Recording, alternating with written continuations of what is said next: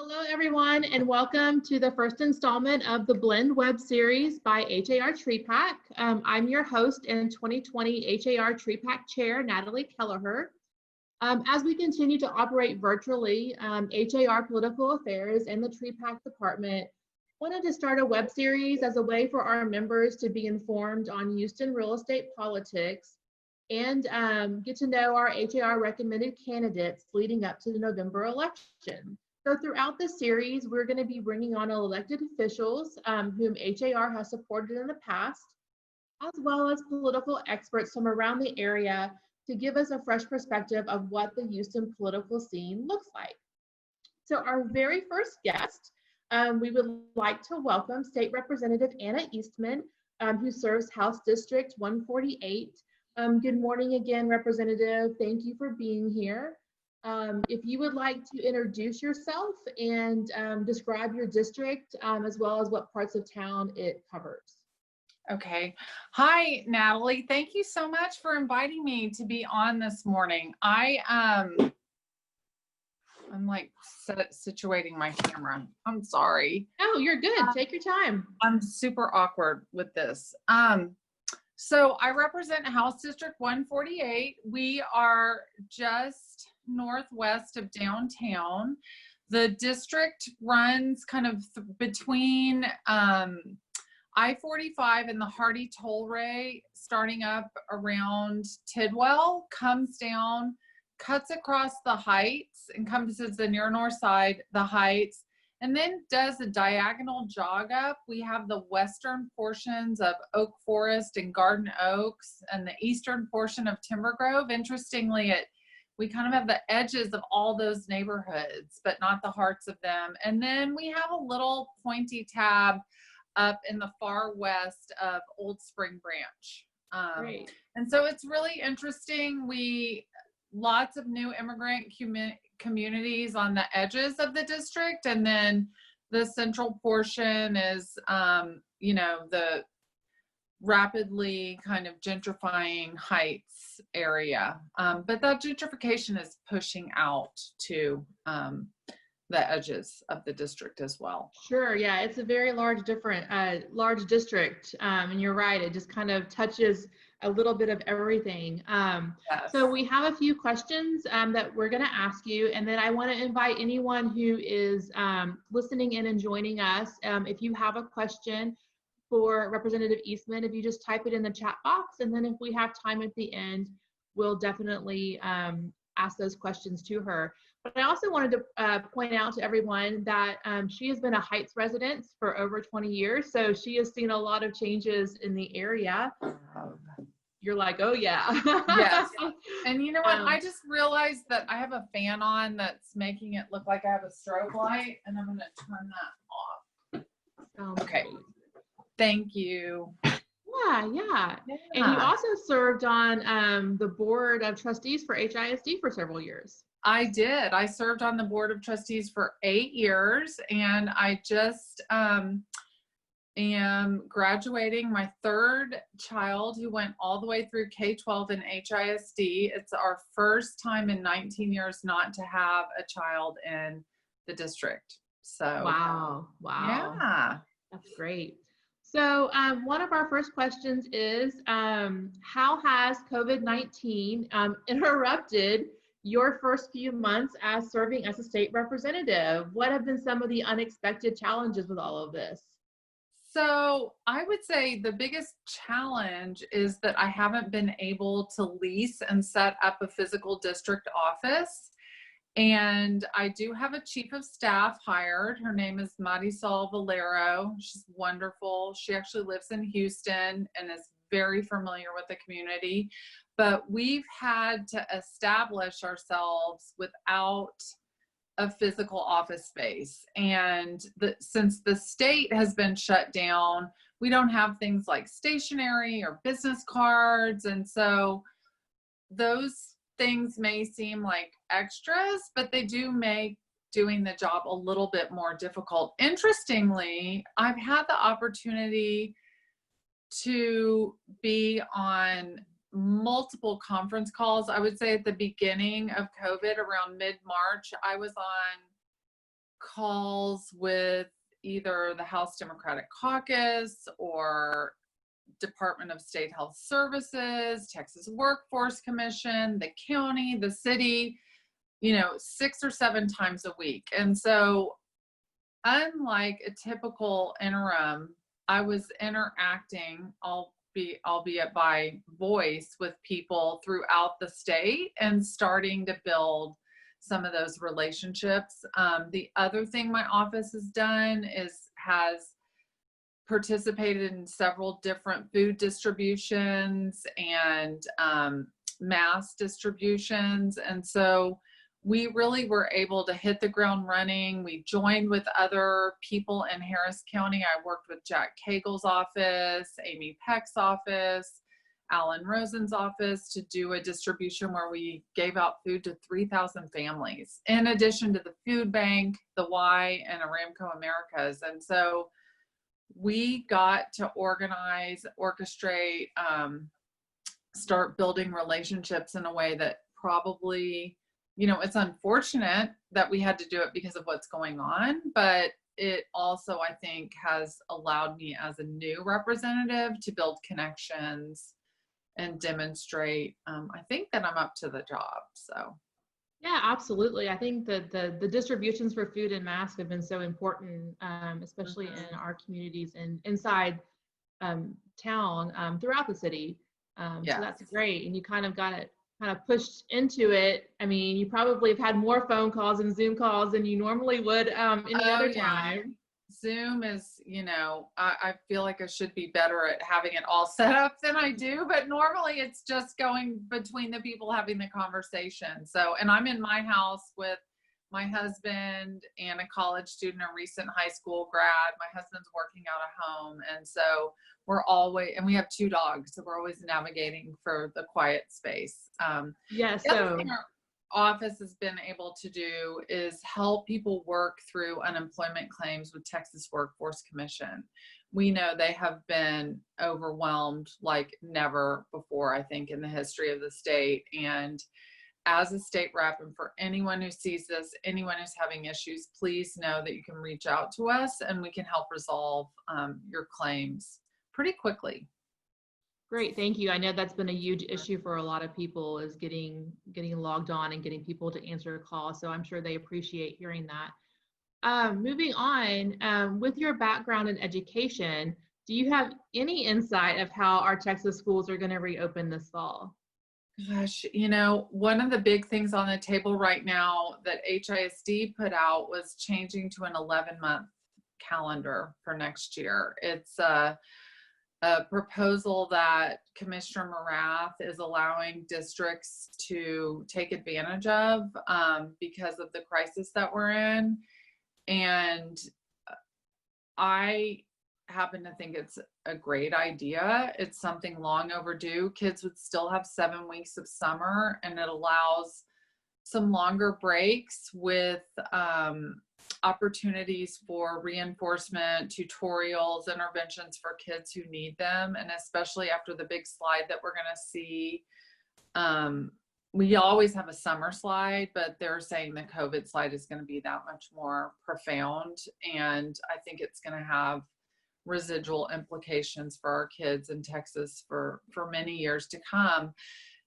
I've heard all different kinds of things, like they're going to shift kids, smaller groups of kids will come physically to school for several weeks, and then the other kids will be at home on online platforms, and that will kind of be a rolling system so that there is some face-to-face interaction with teachers throughout the year. But I think it's all touch and go. We're starting to see the infection rates climb even without the massive increase in testing. I just read an article in the Chronicle this morning or it was in the Tribune actually, that we're not getting up to the level of testing that we had hoped to yet, but we're still seeing a great incline. And so I think we're going to have to be nimble, and schools are going to be making decisions, in real time as we go. Yeah, everyone's learning to kind of every day is something different, every week is something different, and we'll just learn to adjust and Yes. make plans and as we need to. You know, your district is a very socioeconomical, diverse district. What would you propose that could address fair housing in the area and bridge that gap created by food deserts and losses of economic development to bring equality back to the communities?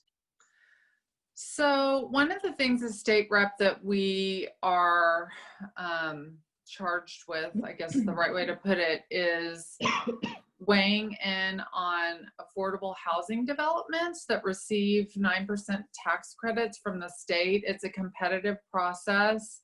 Developers apply, they have to get approval from several different entities, and the city of Houston this year had a process that they went through to identify 20 projects that they were going to recommend to go on to the state. And as a state representative, I have the opportunity to either support with a letter, not write a letter at all, say I don't support it, or write a neutral letter. And support or nothing gets the same number of points, and then neutral or against actually gives them 0 points in that category. And I decided to support the projects that the city identified as worthy going on to the state. And it's controversial. Homeowners are always anxious about having affordable housing put into their communities. The projects in 148 are Shepherd between 610 and I-10 and near Ella. It's not actually on Shepherd, but I think it's really important that we take that leap of faith and really develop quality, affordable housing in the more affluent parts of our district. And we continue to support improving housing stock in the lower income parts of the district. I think a lot of people that live in the central part, most people have no idea the conditions that people are living in Old Spring Branch, or just little pockets in the near north side that are radically different than what we see in the Houston Heights, or you know, a little bit further west where we have large developments of townhomes. And so we need to make sure that people have resources, that they feel safe, that they're experiencing, their educational experiences are high quality, and their kids have the same expectations. And so I think for me, it's making sure that resources get deployed where they're needed most in our communities. You know, we talk about equality versus equity, and I think we need to make bigger infrastructure investments in the parts of the district that kind of flank the heights, while also offering opportunities for working families, single moms, your teachers, your restaurant workers to be able to live in the more affluent parts and really diversify this district throughout. Great. Thank you for that. That's good information. So looking forward to the 2021 legislative session, as we all want to just go ahead and get rid of 2020. Yes. What are some issues that you see are going to be some of the more important items for the state legislative to address as a whole? Okay, well, we know the budget is going to be radically different than we had anticipated at the start of this year. And I think it's incredibly important that Texas expands Medicaid. It would allow for working families to have access to health insurance who currently are caught in this gap between how they qualify for Medicaid right now and then being able to afford private insurance. And that will actually infuse money into our budget and allow us to use what we're spending on other things. I think we also have to prioritize public ed with HB3 that was passed last session, and the huge investment that was made across party lines. We need to maintain that if at all possible.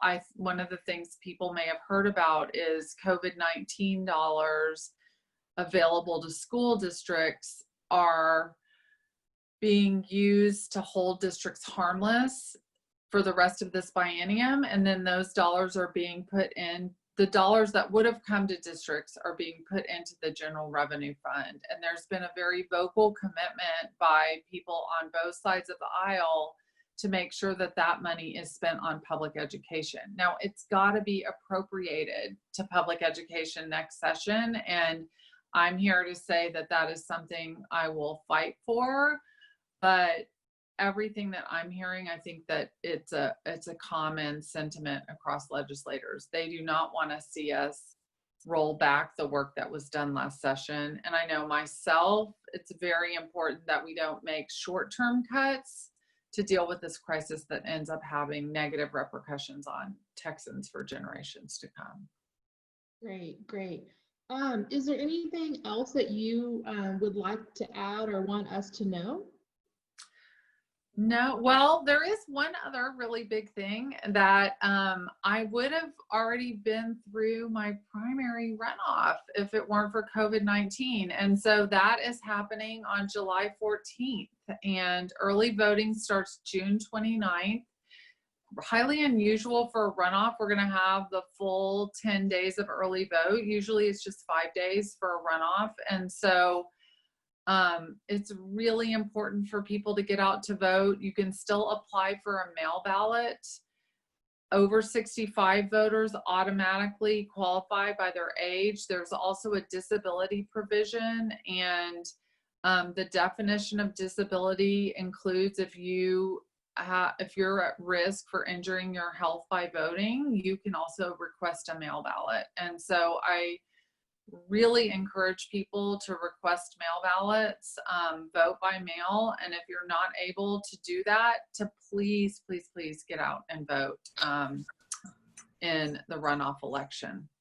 Great, great. Well, thank you so much for joining us this morning. We really appreciate hearing from you.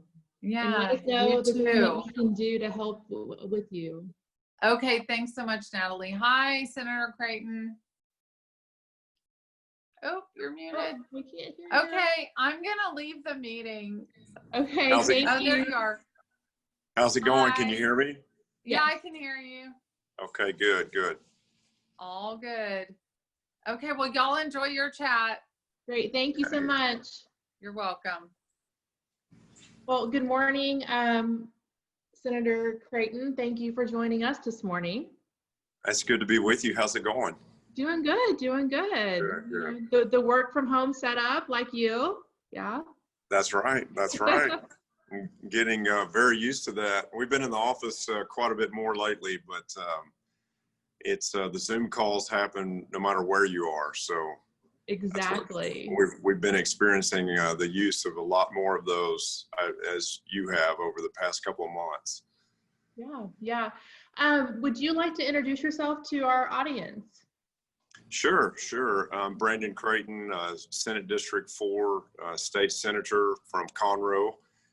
Senate District 4 is most of Montgomery County and the northeast part of Harris County, including the city of Houston, and going around the east side of Houston to Galveston County and Bolivar, and all of Chambers and all of Jefferson on the Louisiana border. So parts of 5 counties from the Woodlands to Port Arthur. That's a big area. Lots of different things that are needed over there everywhere. Yeah. Great. So we have a few questions for you. The first one is, we kind of already touched on this a little bit. How has everyday life changed for you as state senator since early March? What did your average day look like before the pandemic compared to now? Oh, did we lose him? I think we may have lost him or he froze. So while we're waiting for the senator to reconnect, again, if you do have any questions for him, type them in the chat box. And when we have time at the end, we will definitely ask those questions. Are you back? Oh, we have seemed to lost him. I'm sure that here he is coming back. Here we go.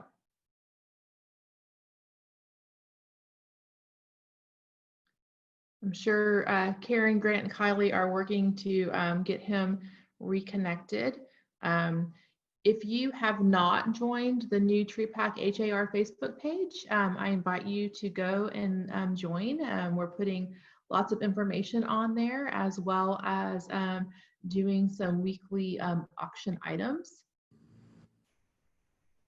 There he is. Welcome back.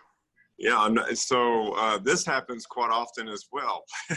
It makes the meetings very interesting. You can hear me okay now? Yes, I can hear you and see you perfectly. Great. So you were asking me how life has changed in sort of the COVID-19 era as far as being a state senator. Well, you know, first of all, everything I do as a Texas senator is certainly tied to the things I'm doing at home and at work in the private sector. And so life as a state senator changed when I became an online teacher and a homeschool teacher. So I have a 10-year-old son and a daughter that's 17, is a junior at Lake Creek Montgomery High School. And so working with them on their online instruction and just even appreciating teachers more and more than I already did. It's been extremely fulfilling, but also challenging and interesting all at the same time. I've enjoyed doing that with them. Worrying about, you know, those vulnerable health situations in my own family, you know, with my mother and some of the older members of our family that have health specific vulnerabilities, and just working our way through that as we learn more about COVID-19 and all participated together in battling this infectious disease we knew nothing about. In my work capacity, you know, in a hurricane aftermath, you're expected to be everywhere in every meeting. You know, we're normally driving up to 300 miles a day covering this district that's, you know, pretty expansive across Southeast Texas. And so that has changed because during this stretch, you're expected to be nowhere but connected in every way possible with a lot of these meetings, you know, and so those are definite changes. We're usually working in the interim, which means when we're not in session at the Capitol, we're usually working in hearings. And those hearings are either regional around the state, or they're at the state Capitol in Austin, and they're, you know, it's a heavy workload with that, as well as we study and listen to expertise and prepare and get ready for January when we go into session to consider 7,000 bills that will be filed for changes in Texas statutes. So we've transitioned in the Senate to work groups rather than committees. And we've combined a lot of the efforts by subject matter, higher education and public education, for instance, 2 separate committees, but that is one work group. The business reopening and economic transition committee, I'm on that as well. You know, just helping to understand how we transition Texas Workforce Commission policies to keep up with the needs, and also workforce development and training. Where are the gaps in our economy as we continue to reopen and get businesses back in you know, in full swing, knowing that there are gaps in the workforce and changes that we have to keep up with. So those are just examples of how it's very different from being at the Capitol in and out and throughout the district. Yeah, everyone's staying pretty busy at home. Yeah, very much so. Very much so. As a member of the Property Tax Committee in the Senate, how do you feel the pandemic and the predicted budget shortfall will affect property taxes moving forward? Well, we've been on the phone with the comptroller, Glenn Hager, over the past few days, and certainly, we had a 2.5-hour call last night with the Senate Republican and Democratic caucus and the Lieutenant Governor, all connected and talking about some of these same things. Our budget is the only bill we have to pass in the Texas legislative session. It's over $250 billion. It supports the framework of government for the 10th largest economy in the world, called Texas, which exceeds the Russian economy now in GDP. And so it's very, very important that we get the budget right. Last session, we came in with an $8 billion budget surplus. And this session, we may be at that as a deficit, or it may be even greater. So sales tax revenues down. We've got a property tax infusion of revenue, but there's certain struggles with that. And I know we'll talk about that more on this call. But we're going to expect to make some pretty drastic cuts, because unlike the federal level, Texas has it in our state constitution that we must balance our budget. And so I think that's the right way to handle things. We have a $9 billion rainy day fund as a savings account, but we also work hard to protect that in case of a crisis, which certainly we're finding ourselves in, but we also have to keep about 3 to 4% of our expected expenditures on hand for S&P and Moody's to not downgrade our credit rating. And right now, Texas credit rating is the gold standard. Yes, and we appreciate all your hard work on that. And now we're in hurricane season also, so it's important to protect that money. Yes, we are. If one thing about Texans, we are battle tested, right? So we're accustomed to recovering from hurricanes, and hopefully that they will bypass us this season.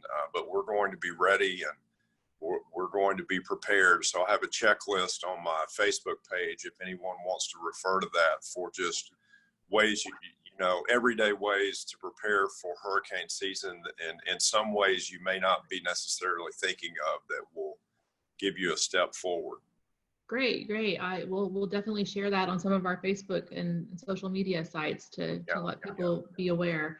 Now that you've served on both chambers for a significant period of time, what are some of the key differences between serving in the state Senate versus the state House? Well, it's an interesting question. There are 150 members of the state House, and I served in the House for 8 years, and it was extremely rewarding. I enjoyed every minute of it. The Senate is very different. There are 31 members, and the best way I could describe it is that the Senate is like and I always heard this before I served, but the Senate is like your family reunion in the first 30 minutes that you get there.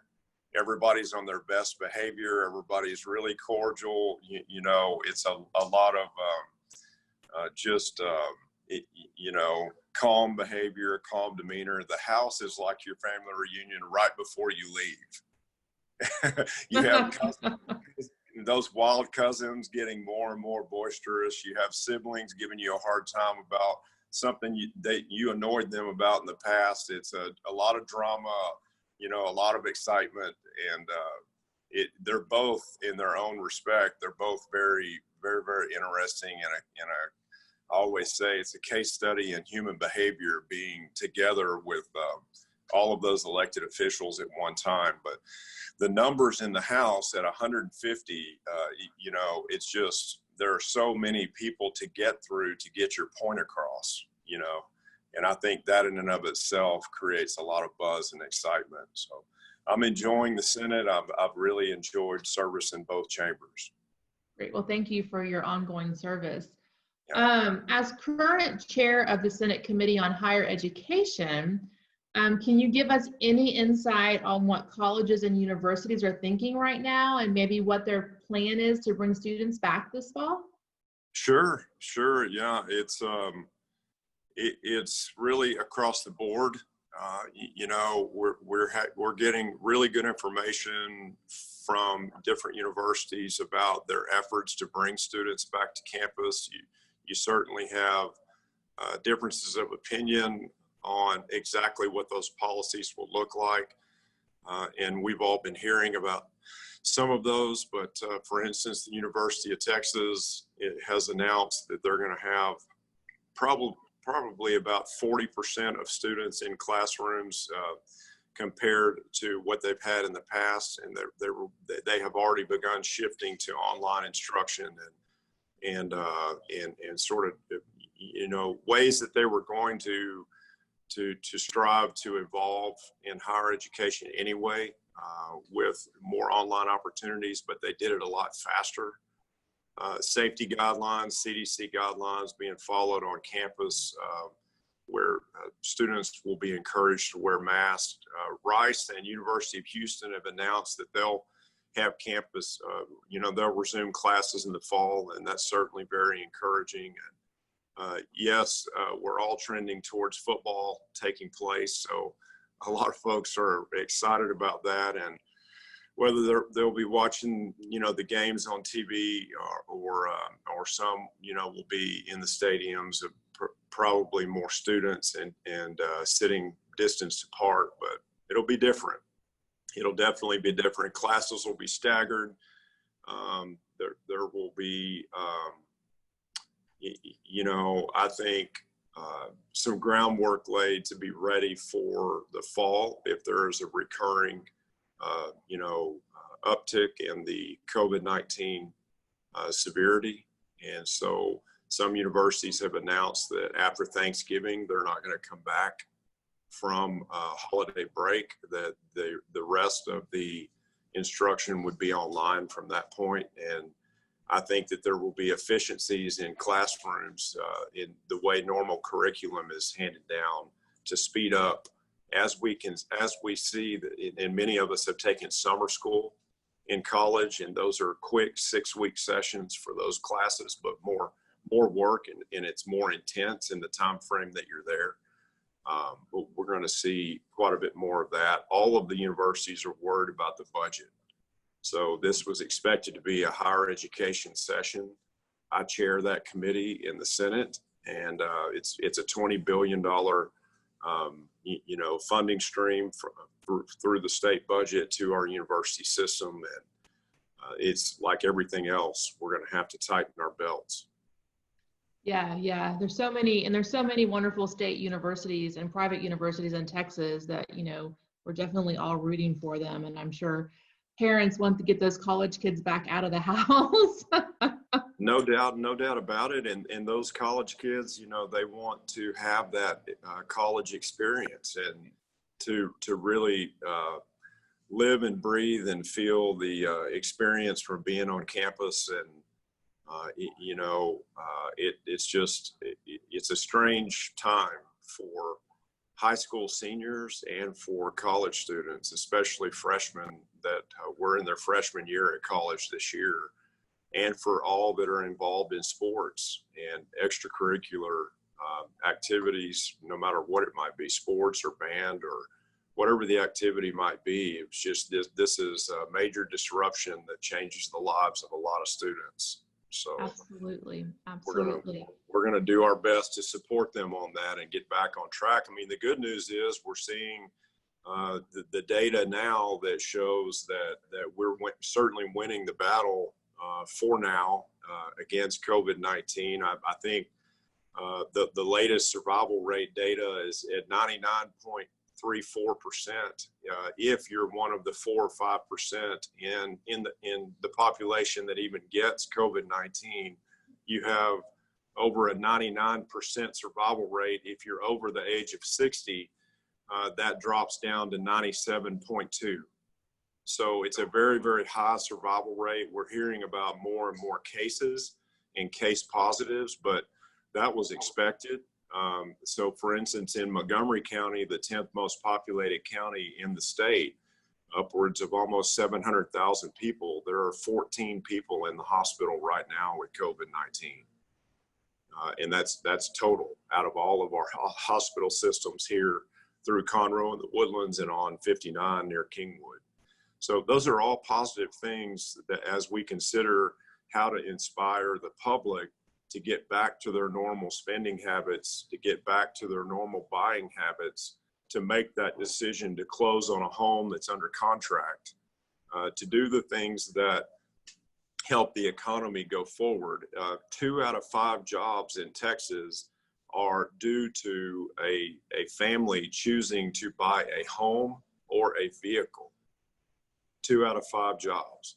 After the 2008 and 9 subprime crash and the Great Recession at that time, Texas for the year following that Great Recession was responsible for over 50% of the nation's job creation. So think about that. As Texans are buying cars and homes, that is driving the national economic recovery. So what you do for a living day in, day out is saving the country. Let's just put it that way. Yeah, and we're busy. I mean, most of us are really busy right now, which is encouraging. We're seeing our spring market happening now, which is very encouraging. We're seeing the same data, and it is very, very encouraging. So it's always, economic recovery is always described as, will it be a V bounce and sort of more quick, in a faster pace, or will it be a U in a slower pace? It took us 58 months to get back to the normal state revenue following the Great Recession of 08 and 09. And with the economic numbers that were just released, we were at 14.7% unemployment. We were expecting another several million jobs lost, and that number to click up to 16 or 17%, and it actually dropped down to 13.3. So 2.5 million jobs were created that we weren't expecting, and that is a faster bounce in recovery than any of us thought. Yeah, it's all very encouraging. We definitely thank you for your time. Was there anything else that you wanted to add or anything that we can do to help you? No, I just want to encourage all of you in what you do day in and day out, to keep plugging along and to keep doing what you're doing. We're, as I mentioned, our Texas economy and our recovery is completely dependent upon the families and their decisions that they're making every day that you're assisting and representing. And, proud of each and every one of you, and proud to be a strong ally. And we'll work together to make all of this economic recovery make sense. The rest of the nation will see what Texans are all about. Great. Well, excellent words to end on. Thank you so much, Senator, and thank you everyone who's watching, and stay tuned for future webinars. Okay. Thanks, everyone. Good to be with you. Bye. Good to be with you. Bye.